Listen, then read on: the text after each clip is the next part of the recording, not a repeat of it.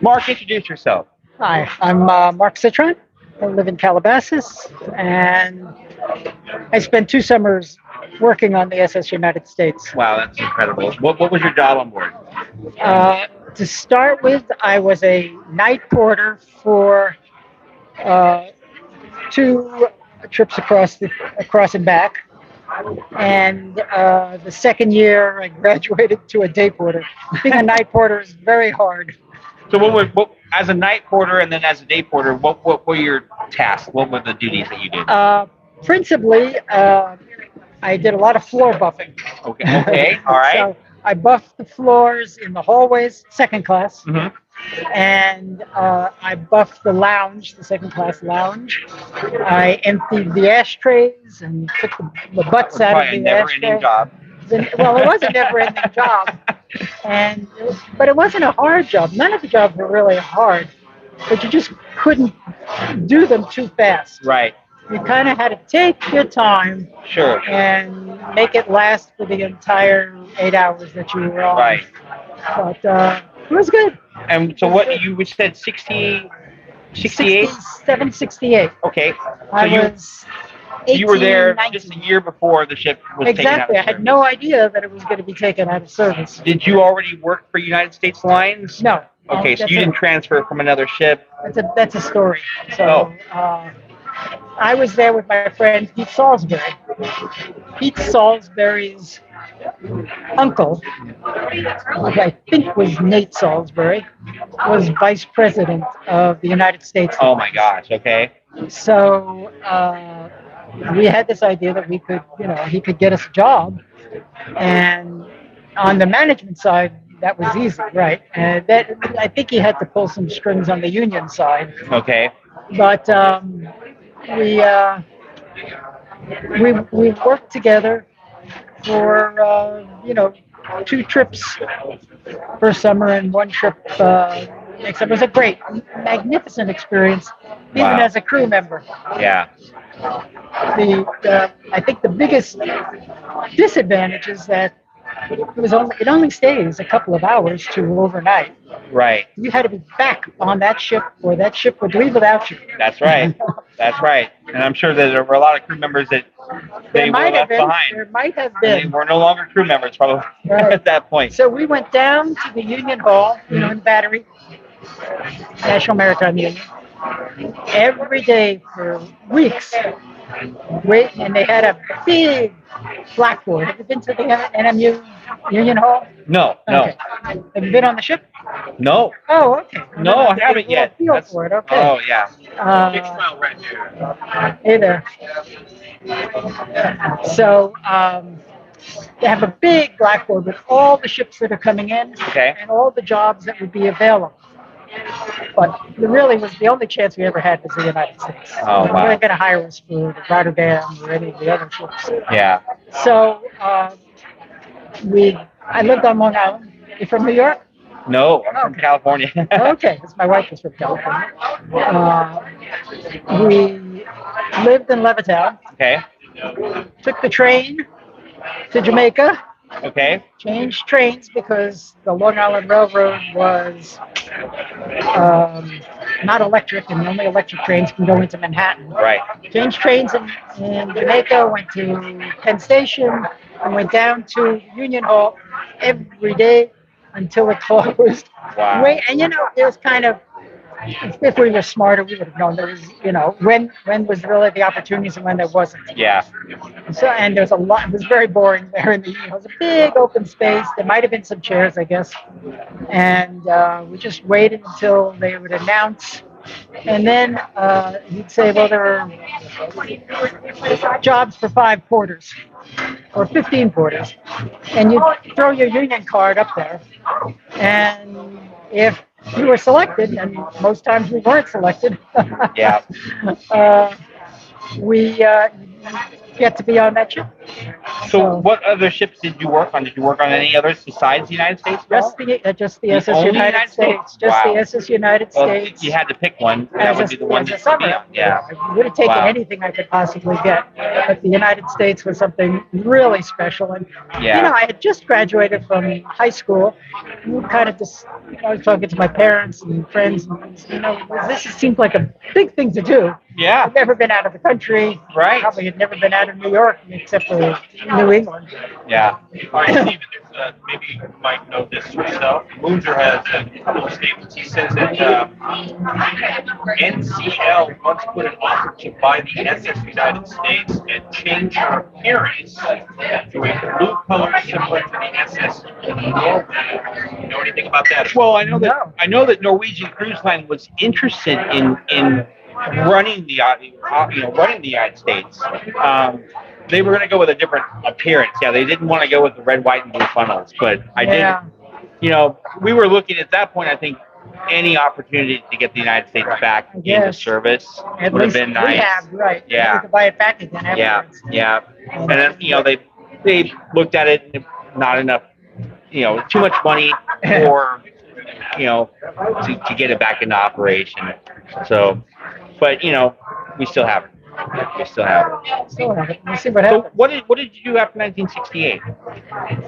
Let's see. 68, I went off to college, Purdue University. Okay. I was a physics major, and I graduated and decided physics wasn't my thing, and went to University of Rochester. Okay. And got a PhD in neurobiology. Wow. And I spent from a night porter. Yeah, right. What a deal, huh? Yeah. I did a postdoc at Caltech. Okay. I Wow. decided I never wanted to go back to Rochester again. And you've been out here in California ever since? I've been out here in California. I did a postdoc at Caltech, and then I've been on the faculty at SC for 17 years in the Department of Neurology. And then grant money got a little bit difficult.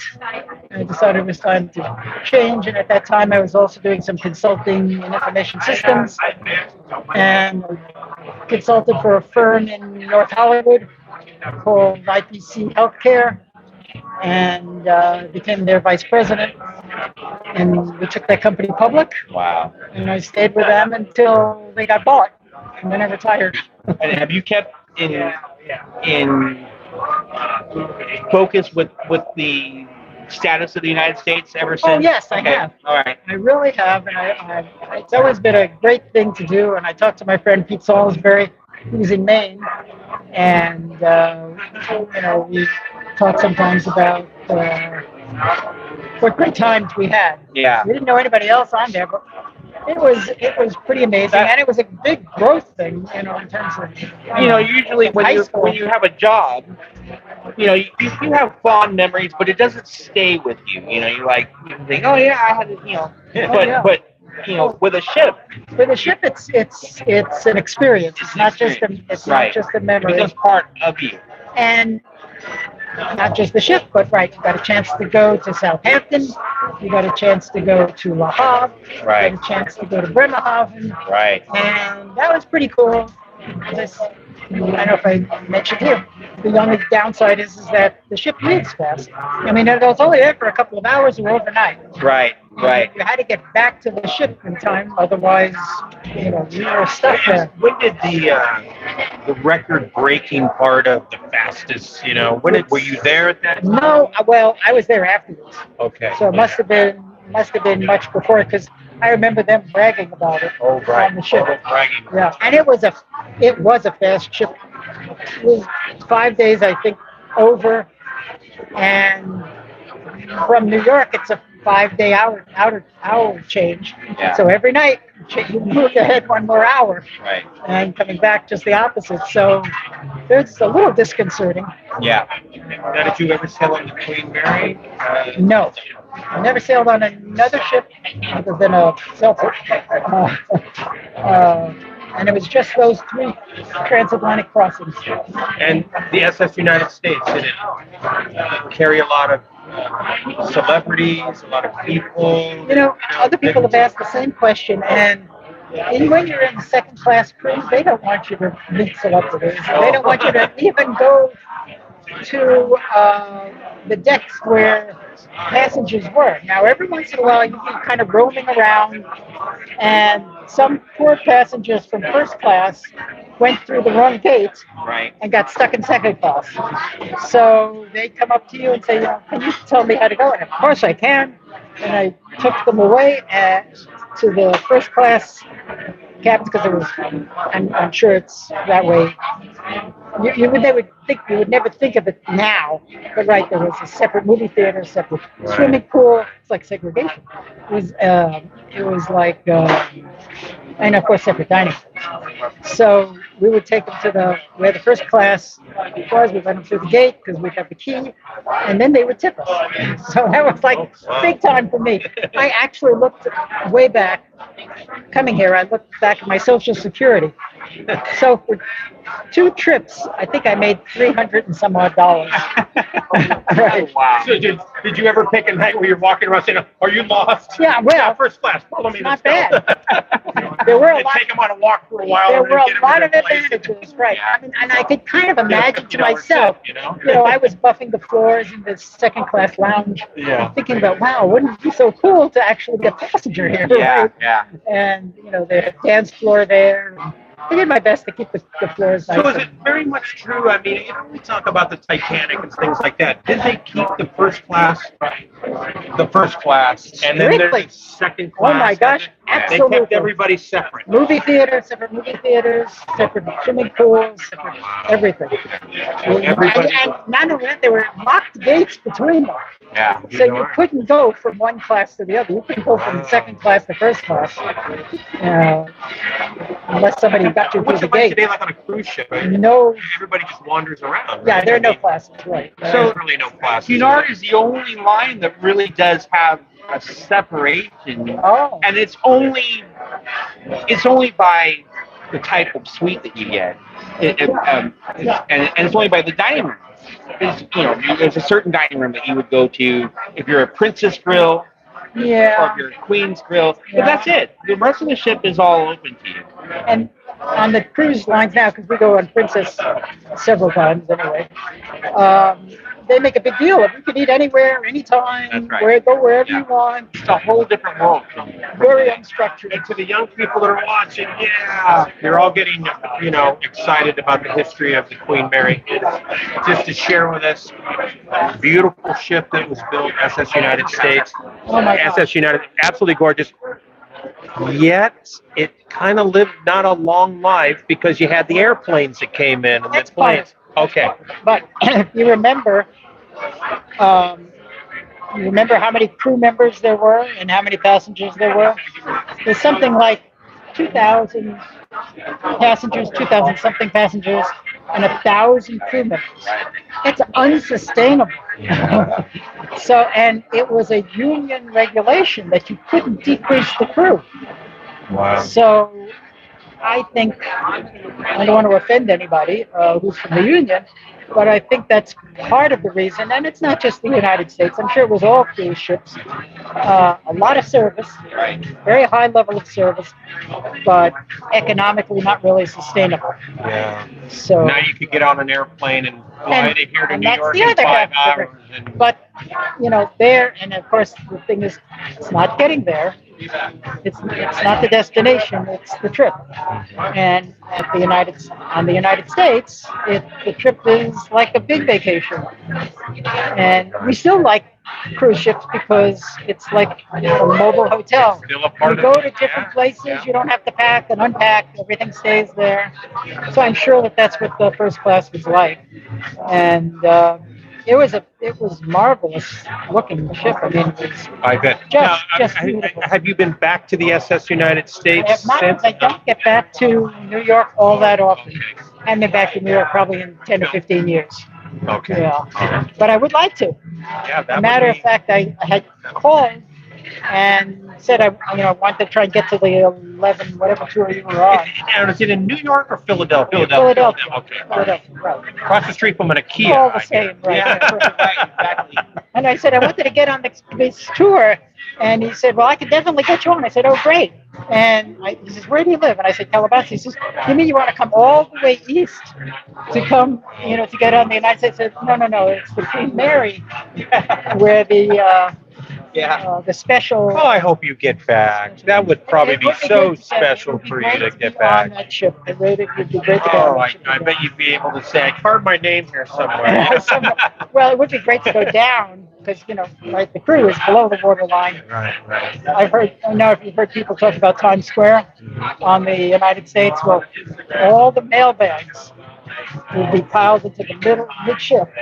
And then the crew would come down and just hang out there and sit on the mail bags, talk to one another, play cards, or do whatever when they had time. So it'd be fun to go back and see that area of the ship. You have a pretty good memory of where your crew cabin was? Sort of. I might be able to find it, maybe. I mean, it's like... You remember where the crew bar was? There wasn't a crew bar. There wasn't a crew bar? Wow. Now, I'll tell you It was this. in the engine room in the corner somewhere. The crew ate the same food as the passengers. Yes. Same food, not as elegantly served and all of that, but it was very good. Anything, questions about the SS United States? Anybody asking anything? Anybody does have any questions to Mark about the United States? Now, from what I understand, Stephen, is it correct? The SS United States, they gutted it inside. Is that correct? They've taken a lot of things out of there. Everything was sold. And now they're having a real difficult time kind of getting that part back. Well, if you look at how the ship is laid out inside, it's not like the Queen Mary where you have all this beautiful ornate wood. It was very simplistic, very contemporary. Very contemporary. And so And no wood at all. no wood. Yeah, in fact, no wood. The butcher blocks. That was it. Even the piano was aluminum. Yes. And actually, somebody was just pointing out, well, what about the furniture? Metal. That's right. Not wood. And it's Metal. kind of very modern looking, Right, yes. So to bring back the public rooms on the United States would not be that difficult to do. As far as like cabins are concerned, if you're going to open the ship as a hotel today, they had gutted the ship to be a cruise ship, and how they build cruise ships today, they're modular. They actually build the cabins off the ship, stick them into the ship, and then they go on rails, and all the plumbing and the electrical, they plug into each other. Well, that's how they were going to do it on the United States.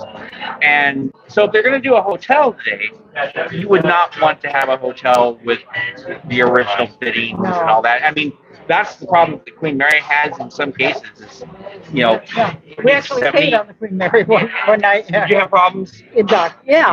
Yeah. It was old. Exactly. And so I think the United States should represent a new era, as a hotel. I think they could lend the ambiance of the old style without actually replicating it. Yes, absolutely. Yeah, I agree with that. Yeah. Is anybody sharing anything at all? I'll tell you two other small stories. Yes. Yeah. One that may not be apparent, right, is when you get off the ship, you go into Bremerhaven or wherever, and that's daytime, right, when it comes in. But now it's night when you come back. You take a taxi, you hope you can communicate with the taxi driver, okay, and he drops you off at the pier. Now you have to be able to find the United States. Oh. But you are like down here, and the United States is like way up here.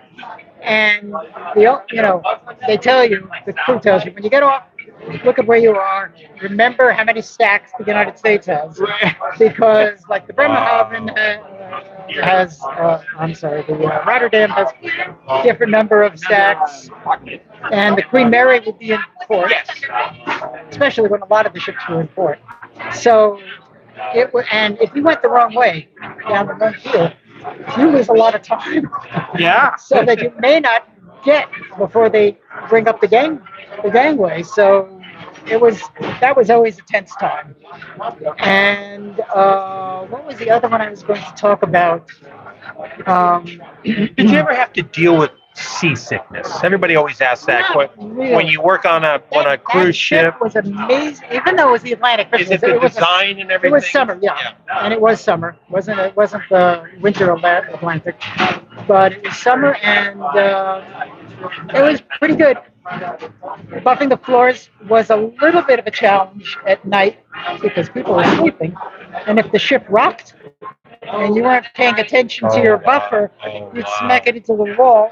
Then they got a report that they were woken up by something or other in the hallway, so they didn't want to hear any of that. Incredible. So Well, it's such a pleasure meeting you. very good. Wow, it's great. I'm happy to be here. As I said, I have some memorabilia, which I tried to find. I've been looking to donate it for all this time. Now that I have a chance, I couldn't find it. So we'll look through the garage. We've torn apart the house once. And All right. Awesome.